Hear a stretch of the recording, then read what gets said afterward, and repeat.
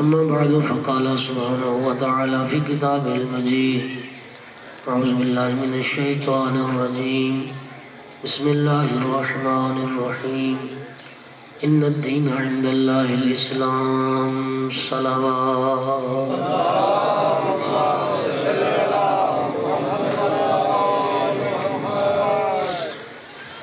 اللہ رب العزت نے بندوں کے لیے دین اسلام کو پسند فرمایا ہے اور کریم اللہ چاہتا ہے کہ میرے بندے دین اسلام کے مطابق زندگی گزاریں۔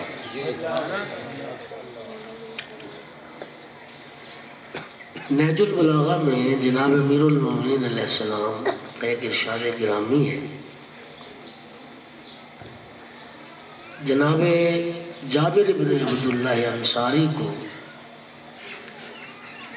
آقا نے خطاب کر کے فرمایا یا جابر قوام الدین والدنیا باربعہ، اے جابر چار بندوں کی وجہ سے دین اور دنیا قائم ہے، دو بندوں کی وجہ سے دین قائم ہے اور دو بندوں کی وجہ سے دنیا قائم ہے۔ اب چاہتے ہیں نا کہ بیان کیا جائے کہ ان کی وجہ سے جناب امیر علیہ السلام فرما رہے ہیں میں آقا کا فرمان پیش کر رہا ہوں، دو بندوں کی وجہ سے دین قائم ہے، دو بندوں کی وجہ سے دنیا قائم ہے۔ جن افراد کی وجہ سے دین قائم ہے، پہلا فرد بعالم مستعمل علما، مولا علی فرما رہے ہیں اس عالم کی وجہ سے دین قائم ہے جو علم پر عمل کرتا ہو۔ عالم باعمل ہو، عالم بے عمل نہ ہو اور عالم بد عمل نہ ہو۔ با عمل عالم اس کی وجہ سے دین قائم۔ ہماری مشکل یہ ہے ہماری کہ ہمیں عالم کی پہچان نہیں ہو رہی۔ ہم ہر مقرر خطیب ہر منبر پہ آنے والا جو مجلس اچھی پڑھ لے ہم اس کو عالم سمجھتے ہیں۔ ایسے ہی ہے عوام ہے نا، عوام کا نام ہے تو پتہ نہیں۔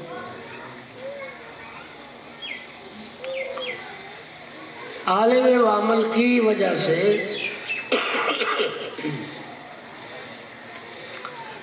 دنیا دین قائم ہے۔ ہماری قوم اتنی وسیع ظرف اور فراخ دل ہے کہ ہر منبر پہ آنے والے کو علامہ سے تو کم کا لقب دیتی نہیں، جو آئے وہ علامہ۔ حالانکہ علامہ جو ہے یہ مبالغہ کا صیغہ ہے اور یعنی بہت بڑا جو علم رکھنے والا ہونا اس کو علامہ کہتے ہیں۔ ناراض نہ کوئی ہوئے، خدا کرے میں سمجھانے کے لیے۔ ہمارے اہل منبر حضرات میں ایسے ایک ریڈ اہل منبر ہیں جنہیں لکھنا نہیں آتا۔ نہیں آپ مزہ ہی نہیں لیا اس بات میں، جنہیں واقعاً لکھنا نہیں آتا، ڈائری پہ ڈیٹ خود نہیں لکھ سکتے، لیکن قوم کے چونکہ وہ صاحب اہل منبر ہیں اور اس وقت بہت بڑا نام ہے ان لوگوں کا، وہ نام علم کی وجہ سے نہیں گلے کی وجہ سے۔ معیار علم تو ہے ہی نہیں، معیار کیا بن گیا؟ آواز اچھی ہو بس۔ میں دوستو عرض کیا کرتا ہوں کہ ایک زمانہ تھا جب شیعہ کا منبر علم کا منبر تھا۔ میں ایسے پرانے بزرگ بھی وفات پا گئے، سیالکوٹ میں ہوتے تھے ملک ممتاز صاحب، وہ بڑا درد دل کرتے تھے میرے ساتھ. فرماتے تھے کہ جب ہمارا کالج کا زمانہ ہوتا تھا اس وقت علماء میں سے علامہ حافظ کفایت حسین مرحوم، علامہ اظہر حسن زیدی، علامہ علی نقی، اس طرح کی شخصیات مجالس پڑھا کرتی تھی. تو فرماتے تھے کہ میں اپنے جو کالج فیلوز تھے نا دوستوں کو لے کے جاتا تھا مجلس میں کہ آؤ ہماری مجلس سنو، اور دوست متاثر ہوتے تھے اور کہتے تھے کہ واقعی علم ہے تو شیعہ علماء کے پاس ہے. دنیا متاثر ہوتی تھی. لیکن اب کہتے ہیں کہ ایک مدت ہو گئی ہے کسی کو کہہ نہیں چھوڑ دیا کہ آؤ مجلس سنائیں. اور فرماتے تھے کس کی سنیں اور کیا سنوائیں لوگوں کو. ہاں وہ جو ہماری شناخت تھی نا کہ تشیع کا ممبر علم کا ممبر ہے، اگر میری بات سمجھ سکیں تو لطف آئے گا. اب علم کا ممبر نہیں ہے، اب فن کا ممبر ہے. نہیں ابھی سارے نہیں سمجھے. کھول کے کہہ دو جرت کر کے، پہلے علماء آتے تھے اب فنکار آتے ہیں. وہ فن کے پیسے لیتے، وہ فن دکھاتے ہیں. مجلس جو ہے وہ علم سے نکل کے فن کا درجہ اختیار کر گئی ہے. اب علم کی اتنی ضرورت نہیں جتنی فنکاری کی ضرورت ہے. غلط کہہ رہا ہوں میں؟ اب فنکار ہے، فن دکھاتے ہیں، بن سنور کے آتے ہیں، بن ٹھن کے آتے ہیں. اب تو ان لوگوں نے بڑے اصول بنا دیے مجلس کے. لباس ایسا ہو، شکل و صورت ایسی ہو، وضقت ایسا ہو، سیدھا گاڑی سے اترے، سیدھا جائے ممبر پہ، ہاں بانی کا ستیہ ناش کر دے، اتنی وعود ہم مچا دے، پتہ نہیں کیا. خدا معاف کرے، خدا معاف کرے. اچھا ہمارا یہ پتہ ہے آپ کا قصور نہیں. آپ تو عقیدت رکھتے تھے امام حسین کا ذکر کرنے والے سے. آپ تو تھے عقیدت مند، چونکہ امام حسین علیہ السلام کا ذکر کرتے ہیں آپ تو اس لحاظ سے عزت کرتے تھے. لیکن ان فنکاروں نے آپ کی اس عقیدت اور حسن نظر سے سوء استفادہ کیا. انہوں نے سمجھا یہ بے وقوف ہم ان کی ضرورت بن گئے، اب جیسے اچھا ہو ان کو لوٹو. او خدا را میرا بھائی، فنکار اور ہوتا ہے، عالم اور ہوتا ہے. دین ان کی وجہ سے قائم نہیں، عالم با عمل کی وجہ سے قائم. میں نے کل پرسوں بھی کہا تھا کہ آپ میرے سوزی بنیں گے تو میں کچھ پڑھوں گا. میرے گلے کی حالت جو ہے وہ تو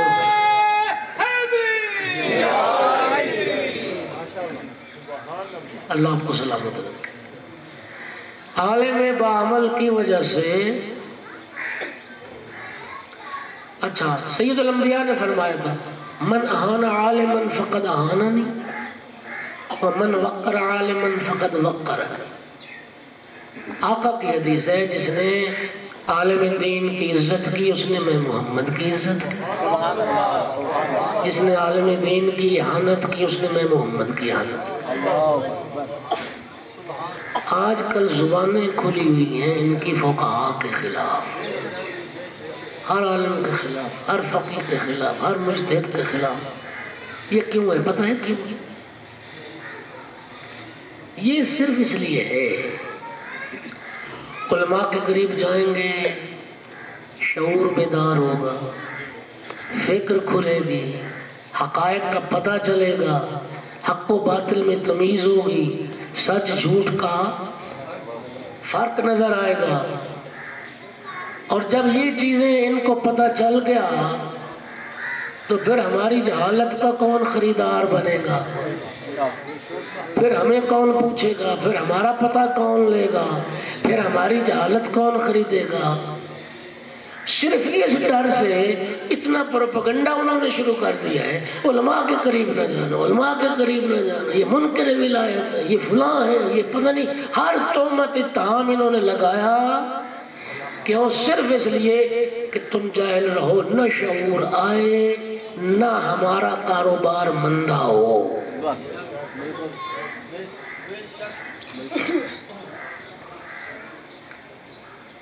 کوئی بات نہیں، اگر فقہا مراجع کی وہ توہین کر سکتے ہیں، میں تو کلمہ حق کہہ رہا ہوں۔ سبحان اللہ، سبحان اللہ۔ ایک صلوات پڑھو مولانا۔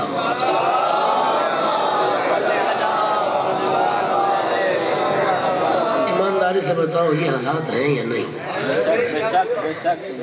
یہ صورتحال اس وقت، یہ نہیں، میں کل پرسوں ایک جگہ بات ہو رہی تھی وہاں حافظ آباد، تو دوست کہنے لگے کہ ان 2-4 باتوں کے علاوہ ان کے پاس ہے ہی کوئی نہیں کچھ۔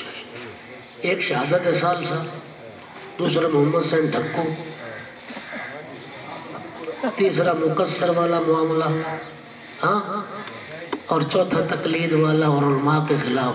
یہ 4 باتیں نکال دو نا، ان کے پلے شاہی کوئی، ان کی ساری خطابت ذاکری چالی انہی 4 باتوں میں رہی۔ جس کو پھروڑا ہو یہی، اس کے علاوہ ہی کوئی، نہ فضائل، نہ تاریخ، نہ تفسیر، نہ حدیث، نہ اخلاقیات، یا یہ چیزیں، یا ساتھ ساتھ تھوڑی سی وقتی لطیفہ بازی اور طنز و مزاح کی محفل، پتہ ہی نہیں ہوتا کہ مجلس حسین ہے یا سٹیج ڈرامہ ہے۔ نہیں ہو رہا، کہہ لگ رہے، کہہ لگ۔ اللہ ہم کو سلامت رکھے۔ یہ مجلس، یہ تو ایک مہذب، انتہائی مقدس، اس میں تو تہذیب چاہیے۔ میں بڑا حیران ہوتا ہوں، اس طرف سے کہتے ہو کہ محمد و آل محمد تشریف لاتے ہے نا، کہ مجلس میں پاک ارواح آتی ہیں، بیبیاں تشریف لاتی ہیں، فلاں آتے ہیں۔ ایمانداری سے بتاؤ یار، وہ تمہارا جھوٹ سننے آتے، وہ تمہارے لطیفے سننے آتے، وہ تمہاری بھی حیائی سننے آتے، یہ سننے آتے؟ جس دین کی خاطر سب کچھ قربان کر دیا، اس دین کی پامالی اور اہانت اور اس دین کا مذاق سننے آتے ہوں گے، لیکن ہر کسی کو سننے نہیں آتے۔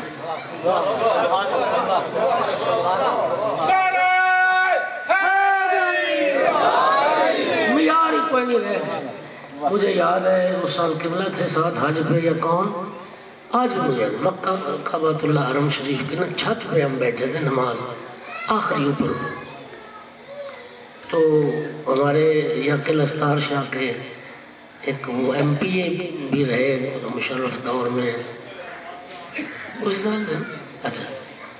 اچھا چلو، وہ ہم نماز وہاں ہمارے بہن کی پڑی تو اوپر ہی بیٹھ گئے۔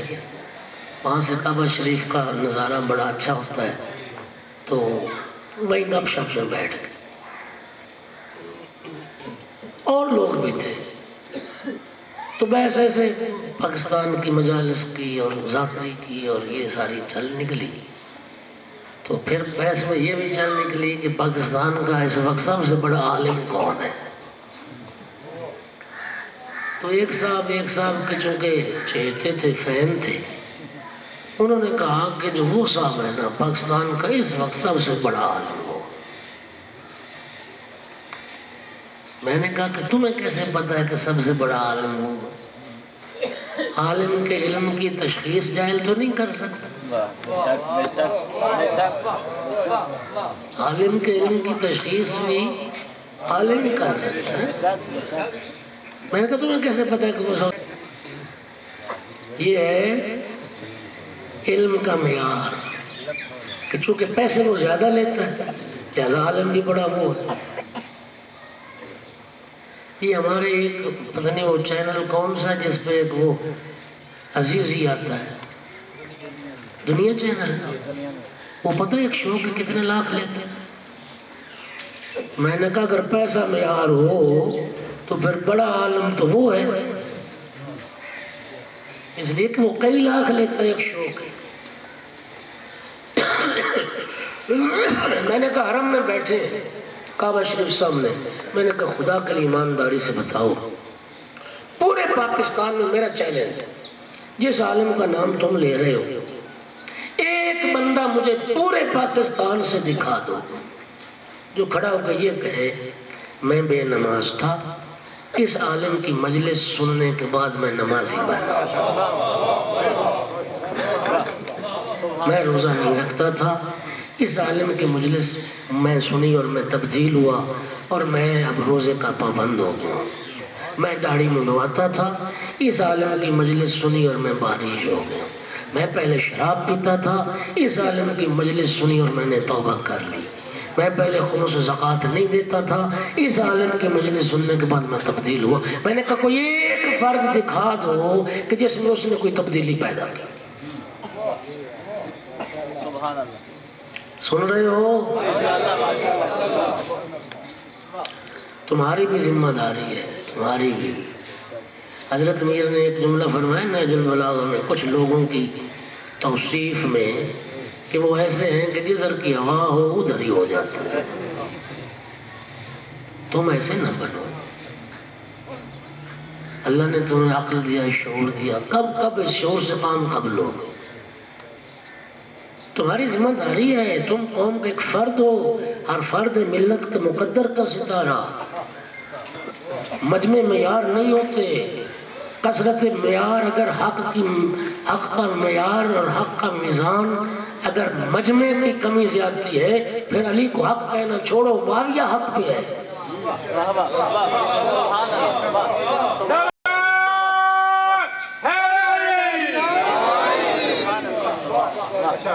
اس لیے کہ مجمع اس کے پاس زیادہ ہوتا تھا، لشکر اس کے پاس زیادہ ہوتا تھا، فوجی اس کی زیادہ تھی،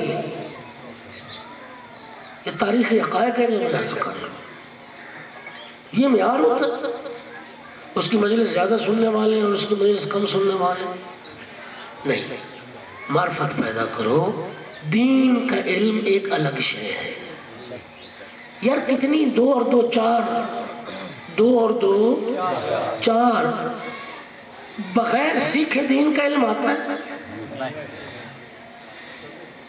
بغیر سیکھے انسان اگر عالم دین بن سکتا ہے تو پھر بغیر پڑھے ڈاکٹر کیوں نہیں بنتا؟ بغیر پڑھے انجینئر کیوں نہیں بنتا؟ ابھی پچھلے 2-4 ماہ حج سے جانے سے پہلے 2-4 ماہ ہوئے، ایک طالب علم داخل ہونے آیا میرے پاس، اس نے ایم اے ہسٹری کیا ہوا، میں بڑا خوش ہوا، میں نے اسے کہا کہ میری طلبگی اس تاریخ میں اتنا پڑھا لکھا طالب علم پہلی بار آیا ہے جو ماسٹر ڈگری ہولڈر ہے۔ میں نے کہا یار ہمیں تو مزہ آ جائے گا، چھوٹے بچوں کو تو پڑھائے گا، تو معلم بھی بنے گا، متعلم بھی بنے گا، ہاں، اور ہمارے مدارس کا نظام ہوتا تقریباً ایسے ہی ہے، جو ایک علم جانتا ہے وہ دوسروں کو پڑھاتا ہے، جو وہ جانتے ہیں ان سے سیکھتا ہے، اس طرح سے۔ میں نے کہا یار بڑا اچھا ہو جائے گا، میری اس طالب علمی زندگی میں تو پہلا ہے جو اتنا پڑھا لکھا ہے، بڑی خوشی ہو گئی۔ ہمارے جو نصاب ہوتا ہے نا حوزوی، اس میں ابواب الصرف ایک کتاب ہے، صرف پہ آئی تو وہ پڑھ گیا 2 دنوں میں، چھوٹی سی ایک کتاب ہے۔ جب ابواب الصرف شروع ہوئی تو 10-15 دن کے بعد کہنے لگا شرح صاحب میں کو نہیں پڑھنا، ہاتھ کھڑے کر دیا اس نے کہا مجھ سے یہ نہیں پڑھا جاتا، مجھ سے یہ نہیں پڑھا۔ میں نے کہا یار دیکھ چھوٹے چھوٹے بچے، کوئی پرائمری پاس، کوئی مڈل پاس، وہ پڑھ رہے اور تو اتنا پڑھا لکھا، تو بس یہ مجھے مشکل ہے، مجھے نہیں۔ میں یہ عرض کر رہا ہوں کہ جو آسان علوم ہے ماسٹر کر گیا وہ، ہاں اب دوسرے ایم اے کے چکر میں ہے، بغیر پڑھے کے علم دین آتا ہوتا تو بغیر پڑھے کے پھر دوسرے علم بھی آ جاتے. ہاں یار دین بھی بغیر پڑھے نہیں آتا، بغیر حاصل کیے علم دین سمجھ میں. کتنی بے وقوفی کی بات ہے جو ابجد نہیں جانتا دین کی، جو سمجھتا ہی نہیں لفظ دین ہے کیا، وہ مخالفت ان کی کرتا ہے جن کی زندگیاں علوم اہل بیت میں گزر گئی. کہاں سے آئے سنا لا الہ الا اللہ.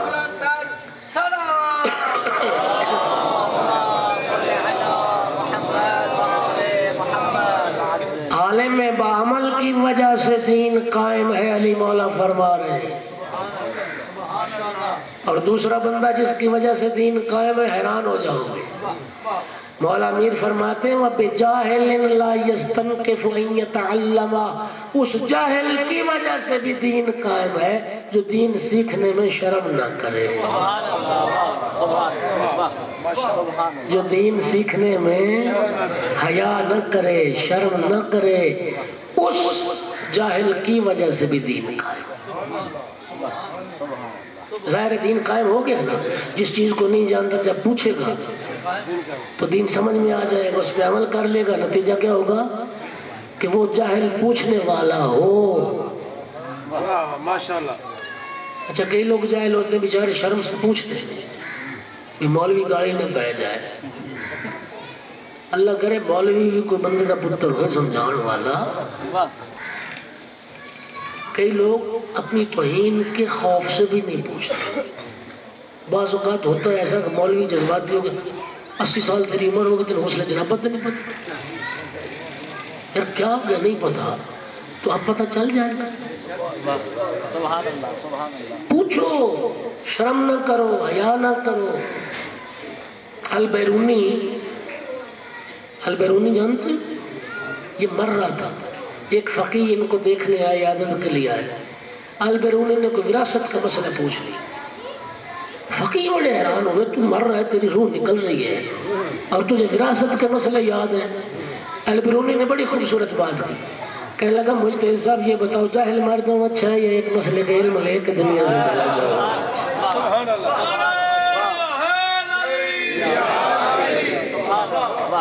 اور سنو سید الرسل نے فرمایا ایک مسئلہ دین کا سیکھنے پوچھنے کے لیے جو شخص گھر سے نکلتا ہے نا، وہ جس راستے پہ چل رہا ہے نا وہ جان والا راستہ نہیں ہے، جنت کا راستہ. سالک علی سبیل الجنہ. علم اور دین سیکھنے کے لیے جو آ رہا ہے. یہ دو بندے جن کی وجہ سے کیا قائم ہے. کسی نے فرمایا اللہ نے علماء سے بھی ایک عہد لیا ہے، جہلاء سے بھی ایک عہد لیا ہے. اللہ نے جہلاء سے یہ عہد لیا ہے علماء سے پوچھے، علماء سے یہ عہد لیا ہے کلمہ حق بیان کرے. سبحان اللہ. ہماری ایمانداری سے حالت یہ ہے مولویوں کی خدا پہ اعتماد نہیں، توکل یقین ہے کوئی نہ. ہم پہلے پوچھتے ہیں کہ پوچھنے والے کا مزاج کیا ہے، جیسا مزاج ویسا فتویٰ. جو وہ پوچھنا چاہتا ہے نا، جس پر راضی ہوتا ہے وہی کرو. ان للہ و انا الیہ راجعون. آقا فرماتے ہیں علماء سے یہ عہد لیا گیا کہ کلمہ حق بیان کریں. جہلاء کی یہ ذمہ داری ہے کہ شرم نہ کریں. دین سیکھ لینا عین حیا ہے، دین سے جاہل رہنا بے حیائی ہے. شرمی تو یہ ہے کہ انسان دین نہیں جانتا. اور جن دو بندوں کی وجہ سے دنیا قائم ہے وہ بھی بتا دو. ایک صلوات تو بڑو بلند.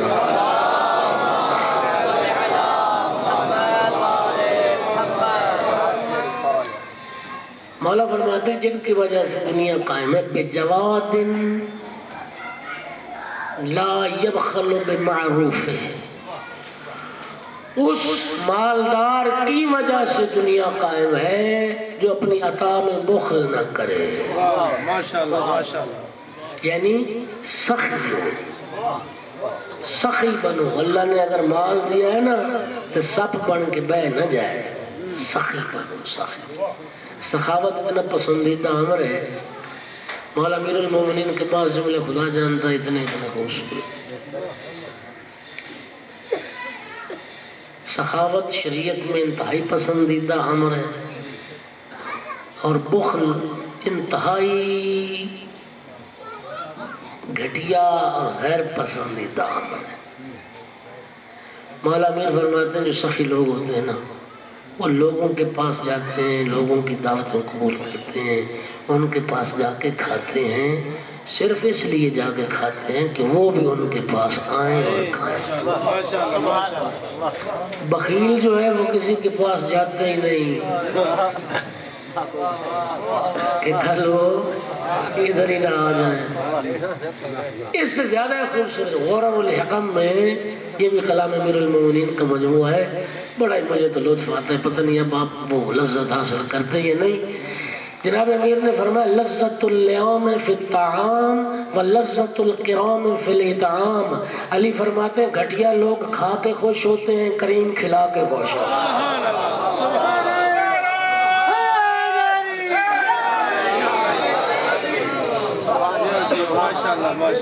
کچھ کھا کے خوش ہوتے ہیں اور کچھ کھلا کے خوش. اور آل محمد کا گھرانہ کریم گھرانہ. وَيُطْعِمُونَ الطَّعَامَ عَلَىٰ حُبِّهِ مِسْكِينًا وَيَتِيمًا وَأَسِيرًا. صلوات پڑھو اس کریم گھرانے.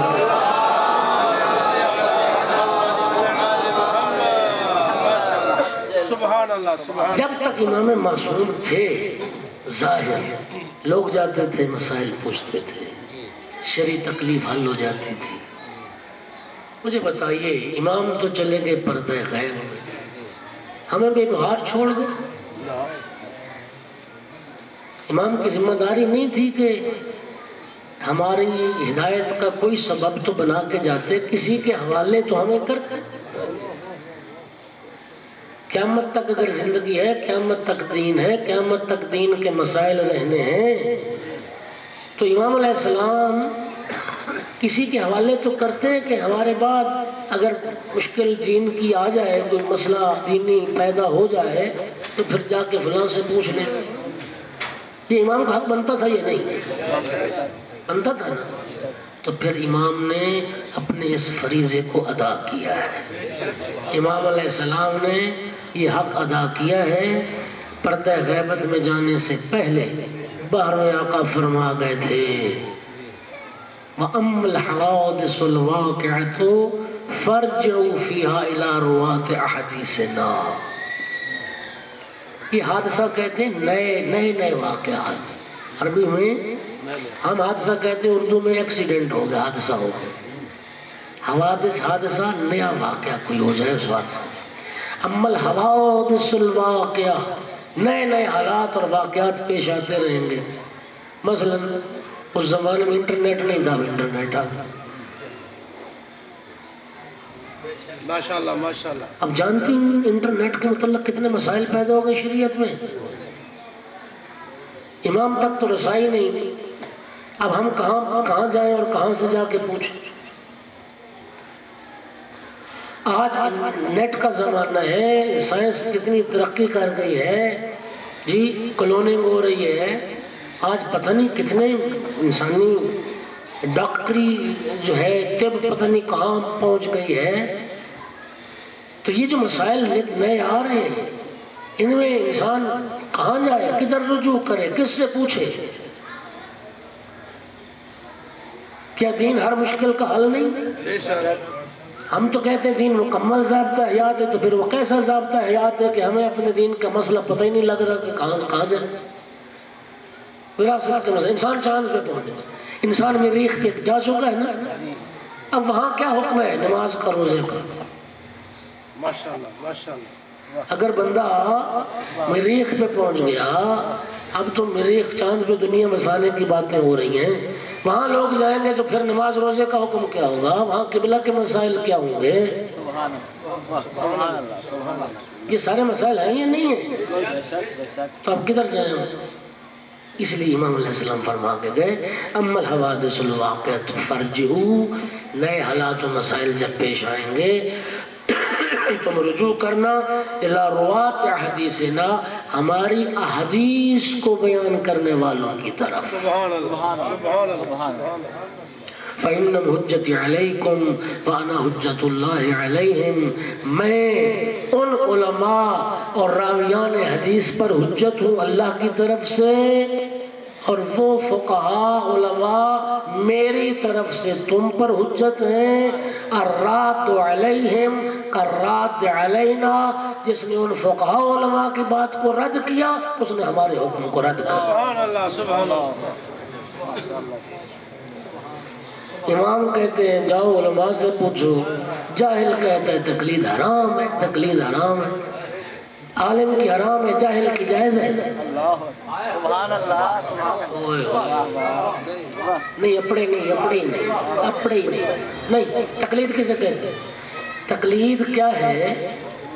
تم مسئلہ شرعی نہیں جانتے، عالم سے پوچھتے، عالم نے ایک فتویٰ دی اس پہ عمل کر کے، طلاق کے مسائل، نکاح کے مسائل، وراثت کے مسائل، ہاں عالم سے جا کے مسئلہ پوچھتے، اور جب جا کے عالم سے مسئلہ پوچھو اس پہ عمل کی، یہی تقلید ہے نا. اس کی بات پہ عمل کرنا، فقیہ کی بات پہ عمل کرنا، یہ ہے تقلید. ایک جاہل اس کے کہتے ہیں تقلید حرام ہے، تو بھی کہہ دیتا ہے تقلید حرام ہے، تو تو نے اس کی سن کے کہا نا،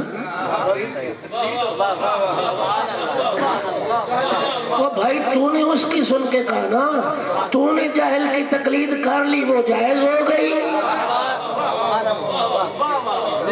ماشاءاللہ ماشاءاللہ. تو نے جاہل کی مان لی، وہ تیرے لیے جائز ہو گئی. اور جس کی زندگی علوم اہل بیت میں گزر جائے، جس کی زندگی قرآن حدیث پڑھانے میں گزر جائے، اگر وہ کوئی فتویٰ دے تو وہ ماننا حرام ہو جاتا ہے. اِنَّ لِلَّهِ وَإِنَّا إِلَيْهِ رَاجِعُونَ. اتنا بھی ظلم ہوتا ہے. تکلیف سے تکلیف کیا ہے؟ وہی تکلیف ہے. علماء کے قریب جائیں گے شعور پیدا، شعور ہو گیا تو پھر ہم تو ختم ہو. دکانداری مت، خدا جانتے اس کے علاوہ کوئی بات نہیں. 1400 سال سے ہم مسائل دین میں کدھر رجوع کرتے تھے؟ اپنے علماء کے پاس نہیں جاتے تھے؟ بولو. نماز پڑھانی ہے تو عالم کی ضرورت پڑ گئی آپ کو. یہ 2-4 کام بھی مکا چھوڑو، پر جان چھوٹو، ٹھیک ہے. ہر لمحے پہ ہمیں دین کی ضرورت اگر ہے، ہر لمحے پہ ہمیں فقیہ کی ضرورت ہے. اس لیے کہ ہم تو دین جانتے نہیں، ہم تو شریعت سے واقف نہیں، ہم تو مسائل جانتے نہیں، تو ظاہر ہے جو جانتے ہیں اسی سے پوچھنا ہے نا. بے شک بے شک. تو ڈاکٹر نہیں ڈاکٹر کے پاس جاتا ہے، تو انجینئر نہیں انجینئر کے پاس جاتا ہے. ایسے ہی ہے، ان کی باتوں پہ عمل کرنا جائز ہے. اور میں دین نہیں جانتا، فقیہ کے پاس مسئلہ پوچھ لوں، وہ حرام ہے. بولو. ڈاکٹر کہتا ہے نا وہ ٹیسٹ کرواؤ، یہ دوائی لو، فلاں کرو فلاں کرو، اسی طرح کرتے ہو یا نہیں کرتے؟ ڈاکٹر امام معصوم ہے، اس کا حکم مان رہے ہو. تیری صحت کا معاملہ ہے تو پھر تو غیر معصوم کا حکم مان رہا ہے. آخرت کا معاملہ ہو تو پھر کہتے ہیں حرام ہے. تقلید حرام ہے. بھائی تقلید حرام ہے، چلو میں فرض کر لیتا ہوں تھوڑی دیر کے لیے، پھر مجھے کوئی راستہ تو بتا یار. میں فقیہ کے پاس نہیں جاتا مسئلہ پوچھنے کے لیے، تو مجھے بتا پھر کوئی ایسا دروازہ تو دکھا جہاں سے جا کے میں دین حاصل کروں. بول یار بول میرے ساتھ تھوڑا سا. میں مجتہد کے پاس نہیں جاتا، میں مجتہد سے مسائل نہیں پوچھتا، کیونکہ اس سے پوچھنا حرام ہے تیرے نزدیک. تو پھر جس سے پوچھنا جائز ہے وہ تو بتا. مجھے دین کے مسائل چاہیے، مجھے قدم قدم پہ شریعت کی ضرورت ہے. میں کس سے پوچھوں جا کے؟ کس سے؟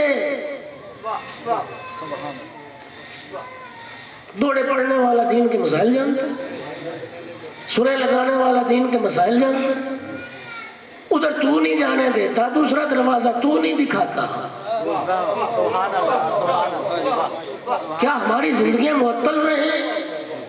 یعنی تم چاہتے ہو لوگ دین پر عمل نہ کریں، لوگ اللہ کے دین کو، پیغمبر کی شریعت کو چھوڑ دیں.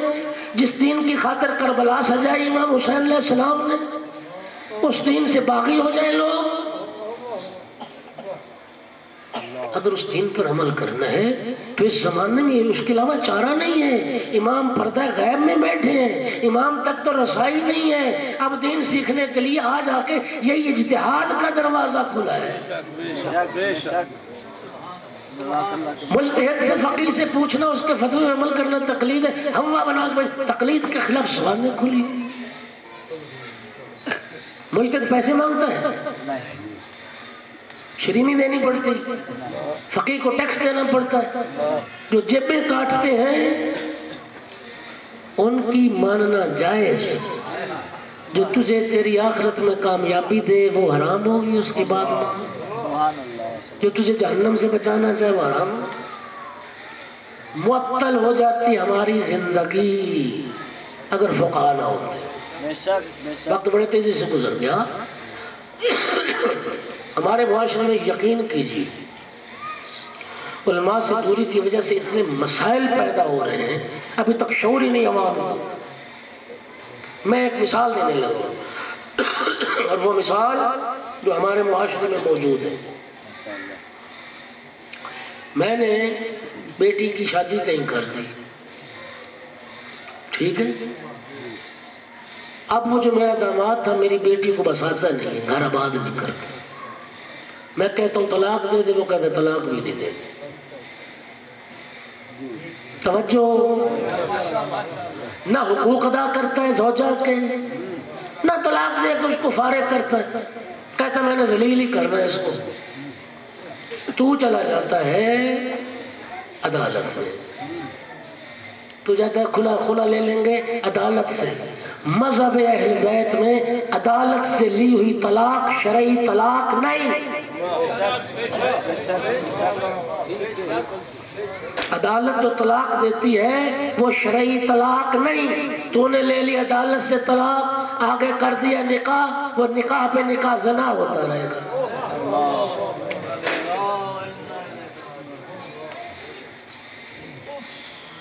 اچھا اب پھر انسان کہاں جائے؟ سن مذہب اہل بیت کو بیان کر. عمر ابن حنظلہ امام جعفر صادق علیہ السلام کے جلیل القدر صاحب. توجہ کیجیے، فقہی مقام میں بڑی دسترس تھی ابن حنظلہ کو. امام علیہ السلام کے پاس آئے، مقبول ہے عمر ابن حنظلہ بیان کر رہا.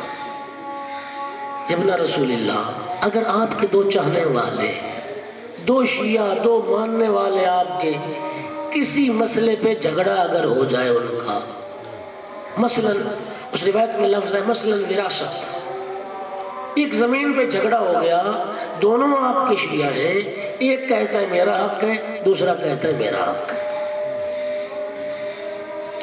مولا کیا وہ اس وقت یومی دور تھا یا عباسی دور تھا؟ امیوں کا اقتدار ختم ہوا، عباسیوں کا آگا. ان کی عدالتوں کی طرف رجوع کر سکتے ہیں، اپنا کیس حکومت وقت کی عدالت میں لے جا سکتے ہیں، وہاں سے فیصلہ کروا سکتے ہیں. امام صادق علیہ السلام نے فرمایا نہیں جائیں گے حکومت وقت کی عدالت میں. سننا میرے دوستو سننا. امام علیہ السلام نے فرمایا اگر وہ ظالم حکومت کی عدالت کی طرف رجوع کرے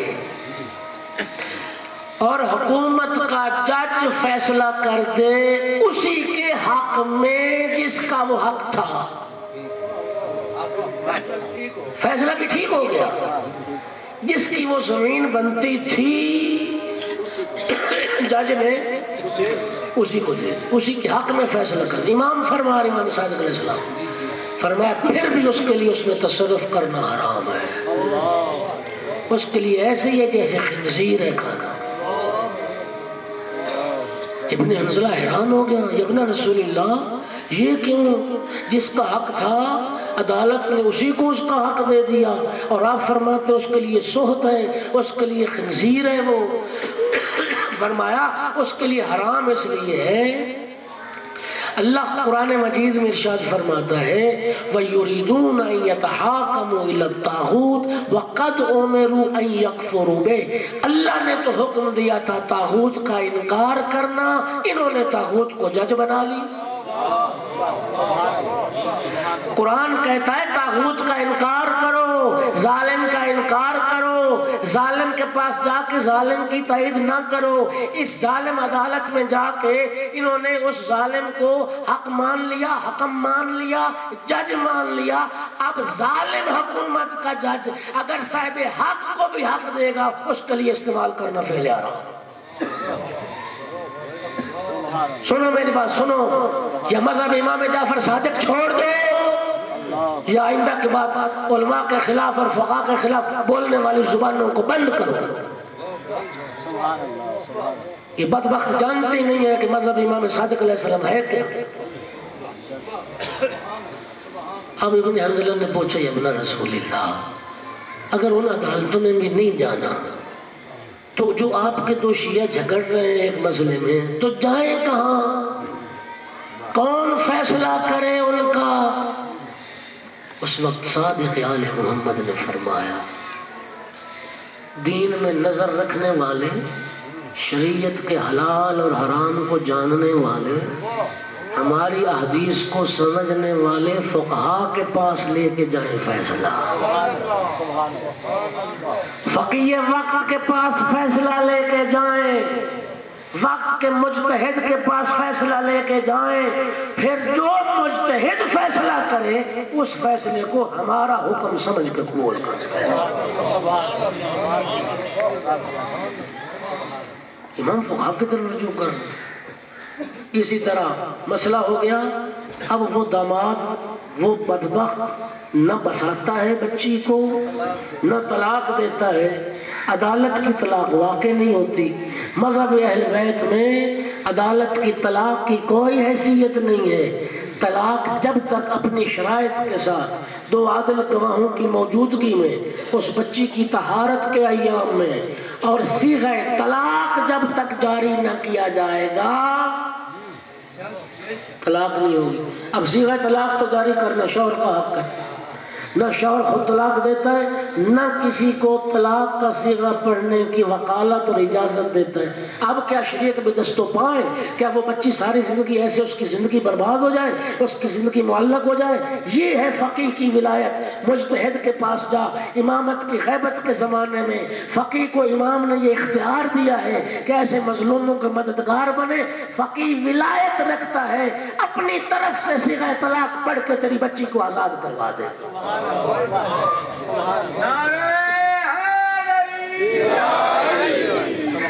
اب سمجھو تقلید ضروری ہے، تقلید کے بغیر اعمال درست نہیں ہوں گے۔ تقلید سے کسی کو تکلیف نہیں سوائے ان جاہلوں کو۔ اس لیے کہ صحبت کے زمانے میں ہمارے پاس دین اسلام کو سمجھنے کا کوئی اور ذریعہ ہے ہی نہیں۔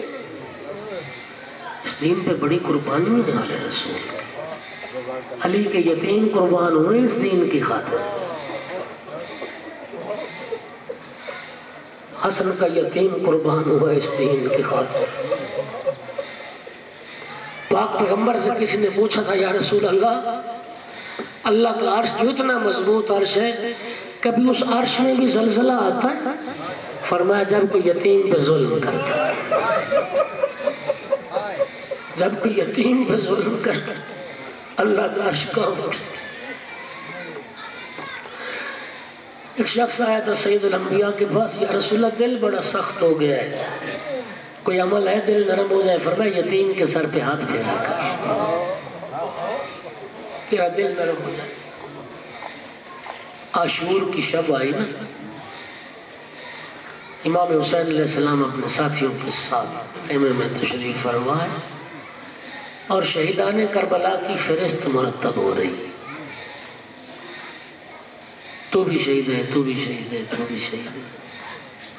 جناب قاسم 13 سال کی عمر، جو ابھی سن بلوغ کو نہیں پہنچے تھے، چچا کی خدمت میں سوال کرتے، چچا جان کل کے شہیدوں میں میرا نام بھی ہے؟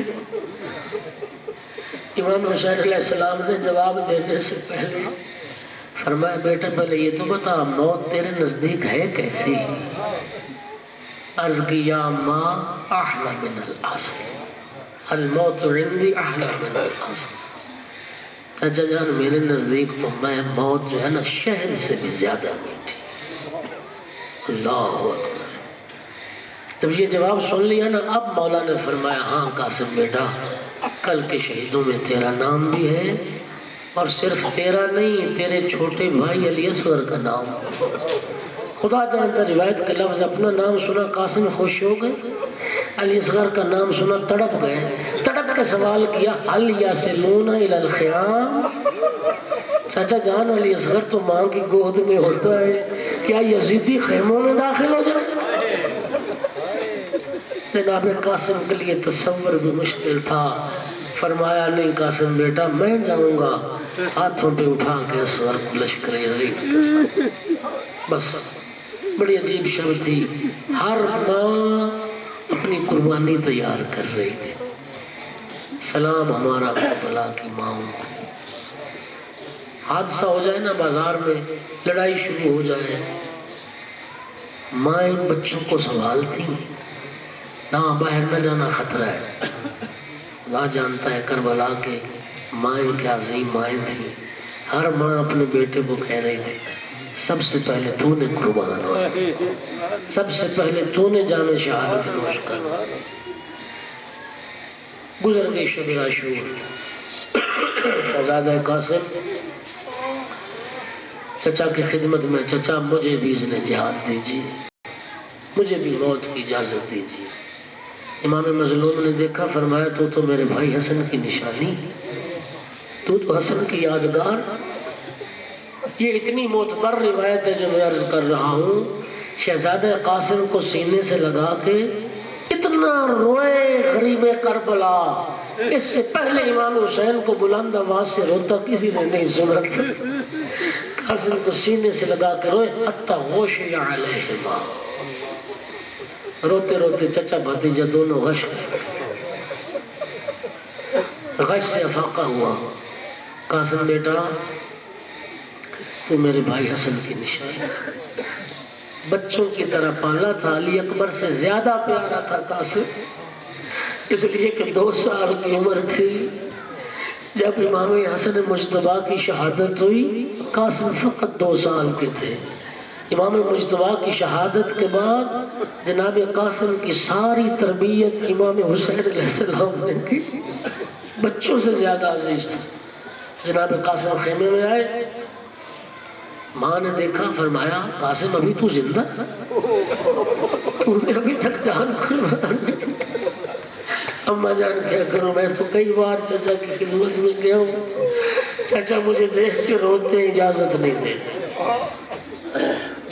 اللہ اکبر، اللہ اکبر۔ زانوں پہ سر رکھ کے بیٹھے، اچانک خیال آیا کہ جب میرا بابا آخری وقت میں بستر شہادت پہ تھا نا، مجھے بلا کے سینے سے لگایا تھا، اس وقت میرے بازو پہ ایک تعویذ باندھا تھا، اور مجھے کہا تھا قاسم بیٹا زندگی میں جب کوئی مشکل بن جائے نا، پھر اس تعویذ کو کھولنا، مشکل آسان ہو جائے۔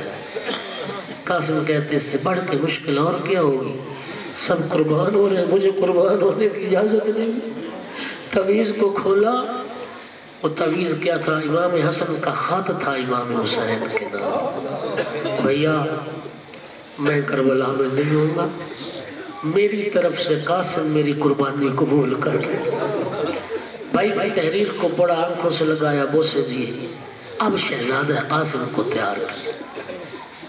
عزادار والوں کی تیاری تھی شہزادہ قاسم کی، سر پہ چھوٹا سا امامہ باندھا، لیکن دونوں طرف سے تحت الحنک بنا، یوں تحت الحنک بنا۔ جناب قاسم کو جو پیراہن پہنایا اس کو چاک کیا۔ میں نے پڑھا تاریخ میں کہ یہ حلیہ کیوں بنایا، یہ حلیہ کیوں بنایا؟ عرب کے اس ماحول اور معاشرے میں یتیموں کا یہ حلیہ ہوتا تھا، اس لیے یتیموں والا حلیہ بنا کے بھیجا، شاید کوئی یتیم سمجھ کے رحم کر جائے۔ اور اتنے چھوٹے تھے، گھوڑے پہ بیٹھے، پاؤں رکابوں تک نہیں پہنچتے تھے، رکابیں کاٹ کے چھوٹی کی گئی اور اپنے ہاتھوں سے مظلوم کربلا شہزادہ قاسم کو گھوڑے پہ بٹھایا اور پھر ایک جملہ فرمایا، یا بنی القاسم تمشی برجلک الی الموت، قاسم بیٹا اپنے قدموں پہ چل کے موت کی طرف جا رہے ہو، جاؤ اللہ کے حوالے۔ حمید ابن مسلم یہ یزیدی فوج کا رپورٹر تھا، اس کا یہ بیان ہے، بس یہ بیان سن لیں اور دو جملے اور میری مجلس تمام۔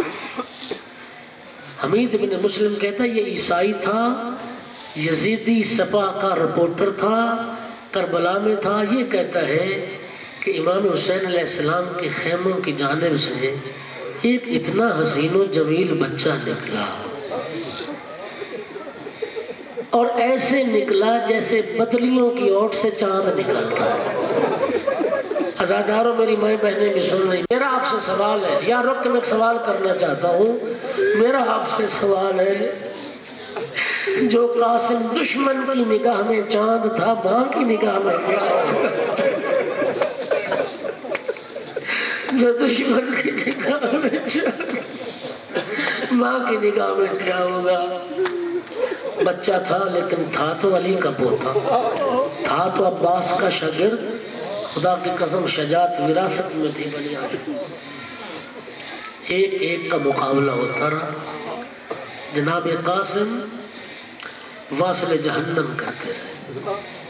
عمر ابن سعد نے دیکھا نا جب بہت سارے سپاہی واصل جہنم ہو گئے، ازرق ملعون سے کہا کہ اب تو نکل قاسم کے مقابلے میں۔ بہت بڑا شامی پہلوان تھا۔